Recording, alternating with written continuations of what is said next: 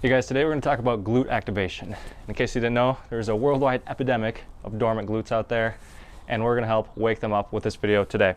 So why this is so important for low back health is because whenever you hinge forward, like lift over to pick anything up off the ground, or deadlift or squat if you're into real lifting, the low back and the glutes are the two movements that are going to pick up the work. And if the glutes aren't working, the low back is going to take up all the stress.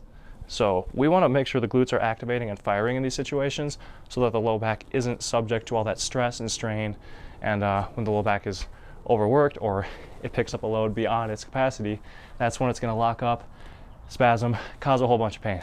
So that will not happen if you activate the glutes properly because they will be doing the work. So I'm going to show you two moves today to activate the glutes. The first one is by far my favorite. I used to do this one all the time before I really figured out how to protect my low back and activate the glutes properly. So this one is called the single leg bridge. And it's pretty basic. You can do this without any equipment at all. But what we're gonna do is we're just gonna bridge up like this with one leg in the air. And a couple cues here. We don't wanna rest between reps. We wanna keep constant tension in this glute muscle to really get a lot of blood pumped in there and get it ready to go for whatever we're gonna do next. Another cue is we wanna keep this leg in the air. I tend to like it a little more closer to here, but some people do it with the leg further out, whatever's comfortable. So aim for 2 sets of 15 reps on each side here. And one last cue is we want to make sure that the waist is level. We don't want the hips to be twisted.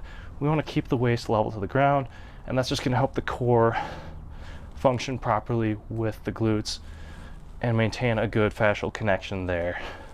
So 2 sets of 15 reps each leg. When I had a lot of low back pain, I would do this before everything. And this would get me through a lot of workouts that otherwise would have caused me a lot of low back pain, just because this wakes up the glutes really well and you'll be using them instead of those poor back muscles during whatever it is you're about to do, sport, a workout, or whatever.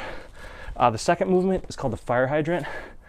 And this isn't just for Instagram influencers, this is actually a functional movement that can really help with the low back.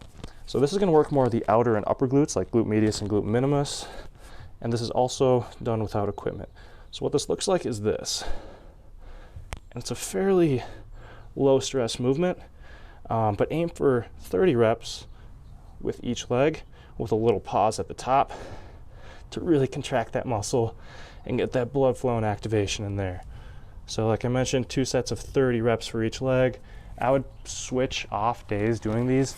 Like I don't like doing the exact same workout each day, so I would do a day of glute bridges and then a day of fire hydrants as your glute activation for the day. So strengthening is great, but if you have glute pain, glute problems, releasing the tissue with a tool like this is the first step. Whenever we're eliminating pain caused by a specific muscle, the progression always is going to go massage, stretch, strengthen in that order. And the massage, stretch, and strengthen phases aren't all going to happen in conjunction in a day. The massage phase might happen a week, 5 to 10 sessions I usually recommend. And that's going to break up all the tissue, the knotting, the tightness, the constant muscle tension, because that constant tension is not going to go away with building strength in the muscle. So that pain's still going to be there if the muscle is tight and knotted. Once that muscle's freed up, you're free to stretch it.